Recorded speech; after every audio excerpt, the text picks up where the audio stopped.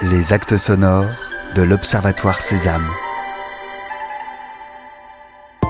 En mars 2021, Sésame a tenu un observatoire dédié aux élus de comités sociaux et économiques.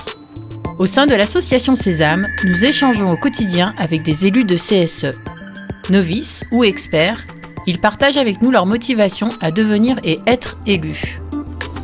Et parfois aussi les difficultés qu'ils peuvent ressentir à habiter leur mandat.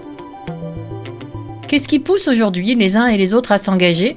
Comment les élus vivent-ils leur mandat ? Comment gérer les crises ? À partir de ces différents questionnements, Sésame a proposé à ses auditeurs une série de conférences et de débats en ligne. Intervenants, élus et professionnels ont partagé leurs expériences et leurs réflexions. Ils nous ont proposé à cette occasion de nombreuses pistes pour mieux comprendre ce que c'est que d'être élu de CSE aujourd'hui. Retrouvons les temps forts de ces observatoires à travers 3 émissions sonores. Les actes sonores de l'Observatoire Sésame. S'engager, vivre son mandat et susciter des vocations, c'est le thème de cette émission à écouter en 3 chapitres, pour laquelle nous avons invité Camille Dupuis, maîtresse de conférences en sociologie à l'Université de Rouen-Normandie. Chapitre 1. Qui s'engage et pourquoi ? Alors bonjour à toutes et à tous. Donc moi je suis sociologue du travail et des relations professionnelles donc à l'université de Rouen et je travaille depuis une dizaine d'années sur le dialogue social, la négociation collective, etc. Alors ce qu'on m'a demandé aujourd'hui c'est de vous parler de l'engagement d'élus. Sans doute vous vous reconnaîtrez dans ce que je vais vous dire.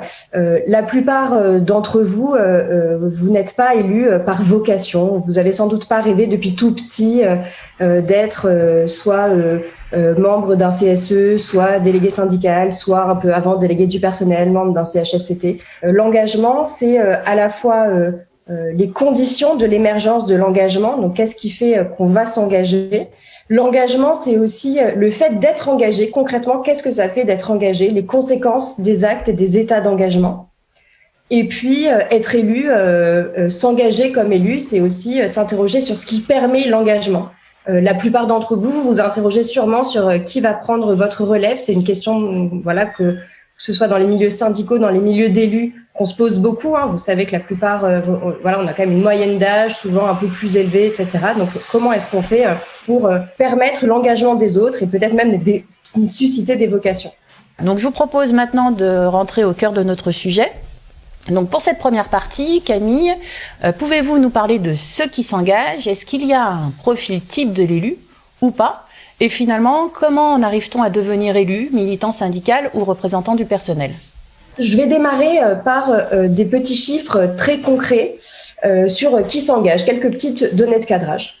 En France, on a un taux de syndicalisation aux alentours de 11%. On a environ 78% d'établissements de plus de 11 salariés. Le 11 salariés, vous savez, est important parce qu'il y a un effet de seuil. À partir de 11 salariés, on peut avoir des élus. Donc, on a 78% des établissements où il y a plus de 11 salariés qui ont au moins une personne qui a un mandat. Et puis, dernier petit élément de cadrage, parmi l'ensemble des salariés, vous appartenez aux 6% qui exercent au moins un mandat représentatif dans leur entreprise. Donc, c'est quand même important. Ce que je vous propose pour ce premier temps, c'est qu'on regarde ensemble les variables fortes qui permettent de s'engager ou qui, au contraire, vont freiner l'engagement. Alors, le premier élément qui est très important, c'est la taille de l'entreprise. C'est vraiment, si on devait retenir qu'une seule variable, c'est vraiment la variable déterminante. Si on parle de syndicalisation, on a seulement 7% des salariés dans les entreprises de moins de 50, alors qu'on passe à plus de 16% dans les entreprises de 200 et plus. Et donc, on va vraiment, plus l'entreprise est grosse, plus on va avoir un taux de syndicalisation important. De la même manière, pour les mandats, notamment à nouveau à cause de ces effets de seuil, plus on a une grosse entreprise, plus on a une diversité d'organisations syndicales, plus on a une pluralité d'élus et plus le nombre d'élus, évidemment, est important. On peut expliquer ça de 2 manières. D'abord, le fait que dans les petites entreprises, pour la plupart, on ne sent pas le besoin d'avoir un intermédiaire dans la discussion. Donc, d'avoir un élu qui serait une forme d'intermédiaire entre le salarié en direct et l'employeur. Deuxième élément, alors vous allez voir qu'il y a un corollaire du premier, c'est que on réussit à avoir des élus, des élections, des syndiqués dans des milieux de travail dans lesquels il y a une formalisation des relations de travail. Ce que j'appelle une formalisation des relations de travail, c'est quand on se reconnaît comme étant d'un côté une direction, d'un côté des salariés. Ça ne veut pas dire qu'on est en opposition systématique, bien sûr, mais ça veut dire qu'on reconnaît qu'il y a une divergence d'intérêts. Et cette divergence d'intérêts, elle n'est pas reconnue dans tous les secteurs. Alors, le secteur le plus connu dans lequel on voit qu'il y a une vraie complexité à reconnaître ça, c'est évidemment le milieu associatif, dans lequel j'ai aussi beaucoup enquêté. Dans ce milieu associatif, à la fois les travailleurs ont souvent du mal à passer le pas, parce que très souvent, ils sont très proches de leur employeur, qui est souvent lui-même un bénévole, ils travaillent avec des bénévoles. Donc, il y a souvent des difficultés à venir quémander presque, ils nous diraient, des augmentations de salaire, des augmentations, etc. Alors que finalement, il y a des gens qui font presque la même chose qu'eux, mais de manière bénévole. Et de la même manière, les employeurs dans le secteur associatif, souvent, ont du mal à se sentir employeur. Quand vous êtes le président d'une association, vous êtes de fait l'employeur des salariés de cette association. Mais bon, on n'a pas non plus l'impression d'être un employeur du CAC 40. Le troisième élément qui est important, c'est les caractéristiques de l'emploi. Alors, moi, je me suis beaucoup interrogée dans mes travaux sur pourquoi est-ce que les jeunes sont si peu engagés. Si vous voyez quelques chiffres, on a seulement 3,6% des moins de 30 ans qui sont syndiqués, donc c'est quand même vraiment pas grand-chose. Seulement 6% des représentants du personnel, donc des gens qui ont des mandats dans les entreprises, qui ont moins de 30 ans. Et donc, ça nous a conduit avec les collègues avec qui j'ai enquêté là-dessus à se dire, est-ce que finalement, il y aurait une défiance un peu généralisée de la jeunesse contre les organisations syndicales et contre les mandats? Ce qu'on voit en fait dans nos différentes enquêtes, c'est qu'au contraire, on a des taux de sympathie. Si on interroge les jeunes sur est-ce qu'ils croient dans l'intérêt des syndicats, est-ce qu'ils croient dans l'intérêt des mandats, au contraire, on a des taux de sympathie qui sont très proches selon les âges. Et donc, on a remis en cause cette hypothèse d'une défiance syndicale, en fait, en comprenant que ce qui se joue dans le fait que les jeunes, notamment, soient très peu syndiqués, très peu élus, c'est en fait la précarité de leurs emplois. Et donc, ça permet d'avoir une conclusion un peu plus générale, de dire qu'en fait, les caractéristiques de l'emploi sont vraiment un passage obligé. La stabilité de l'emploi est un passage obligé pour pouvoir se syndiquer, pour pouvoir se présenter à une élection professionnelle. On voit, par exemple, si on regarde les chiffres de la syndicalisation, mais on a des chiffres qui sont très, très similaires sur le fait d'avoir un mandat, qu'on a plutôt environ 13% des salariés en CDI qui vont se syndiquer ou avoir un mandat, alors qu'en fait, vous voyez, on en a à peine 3% chez les CDD et à peine 1% chez les intérimaires. Le quatrième élément important, c'est la situation individuelle. Et donc là, on voit finalement deux éléments déclencheurs. Le premier élément déclencheur, c'est ce qu'on appelle les facteurs relationnels, c'est-à-dire le fait d'avoir des relations dans l'entreprise. Au moins la moitié des personnes qui se sont syndiquées ou qui ont eu un mandat racontent qu'ils ont été en fait sollicités par une personne de l'entreprise. Ils y avaient finalement jamais pensé avant. Et ils ont été sollicités par une personne de l'entreprise et c'est ça qui leur a fait passer le pas. Alors, on peut prendre l'exemple ici de Emric. Emric, il est salarié dans une grande entreprise du secteur des technologies de l'information et de la communication à Nantes. Et donc, c'est un salarié qui nous explique, qui m'explique en entretien, qui s'intéressait pas du tout au syndicat, que c'est vraiment quelque chose qui lui était complètement étranger. Mais en fait, c'est un salarié qui se retrouve, il est envoyé, donc il est à Nantes, et puis il est envoyé en fait à Saint-Nazaire chez un client.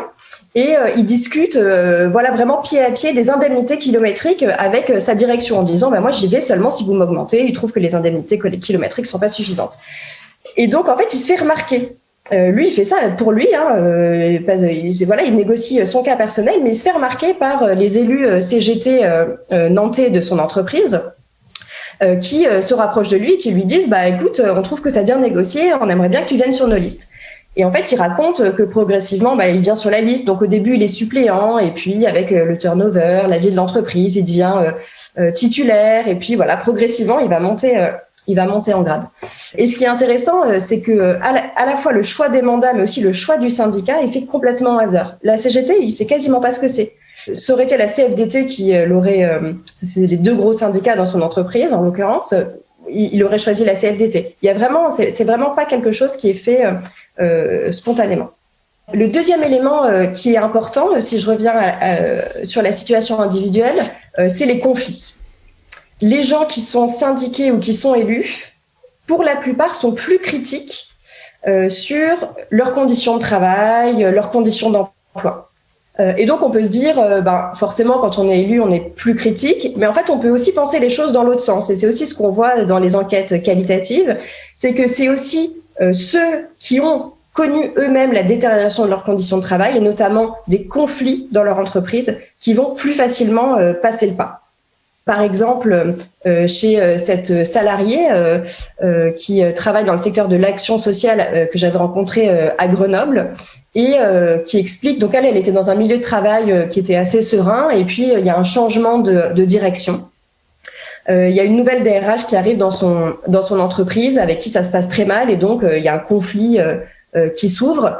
Et donc là, à nouveau, elle explique bien que si elle passe le pas, donc à la fois elle va se syndiquer, elle va créer une section syndicale, et puis elle va plus tard se présenter à des élections de représentants du personnel et avoir des mandats. Il faut vraiment, là, dans ce premier temps, envisager l'engagement comme un moment où finalement, parce qu'il y a différents éléments qui vont s'aligner, qui vont concourir parce qu'on est stable dans l'emploi, parce qu'il y a une situation personnelle, parce qu'on est dans une entreprise qui va nous le permettre, etc., etc. L'engagement va se dessiner à ce moment-là, et donc il faut bien comprendre l'engagement comme, cette trajectoire d'engagement comme, au départ, l'entrée dans une trajectoire qui est en lien avec tout un tas de conditions qui freinent ou qui, au contraire, permettent cet engagement. Merci Camille. On va passer la parole à Fabrice. Alors, pas vraiment de questions.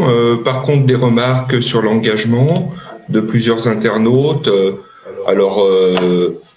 Des motivations assez diverses. Pour certains internautes, ça a été un peu un concours de circonstances dans le cadre d'un PSE. Pour d'autres, ça a été la volonté de se battre pour l'ensemble du groupe et pas pour soi-même. Voilà. Et puis un internaute nous parle de sollicitation et de conviction. Jordan, pas de questions en direct ? Donc j'ai effectivement quelqu'un, donc je vais lui donner la parole. Donc Noureddine, vous avez la parole. Bonjour à tous, donc je suis secrétaire CSE pour un office public de l'habitat. Je me posais la question, on n'a pas encore abordé en fait le problème de la syndicalisation et du déroulement de carrière. Alors c'est peut-être après que ça va se passer, parce que là on parle beaucoup de pourquoi les jeunes n'y vont pas et pourquoi on fait le choix d'être élu. Je pense qu'il y a aussi beaucoup de personnes qui vont pas parce que bien souvent être élu d'un comité, d'un CSE, ça veut dire être bloqué dans sa carrière dans la plupart des cas. Merci. Merci pour votre question. Alors effectivement, vous avez tout à fait raison. C'est très important, ces questions de discrimination syndicale. Il y a beaucoup de personnes qui savent que ça va être compliqué s'ils y vont, mais j'ai l'impression qu'il y a aussi tout un tas d'élus qui se rendaient pas compte à quel point ça peut être finalement difficile une fois qu'on y est pour faire carrière, et qui ont l'impression de le faire pour rendre service. Et puis au moment où sur un sujet ou sur un autre, ils s'opposent à la direction, et là ils font le triste constat qu'en fait ça peut être un peu compliqué pour la suite de la carrière.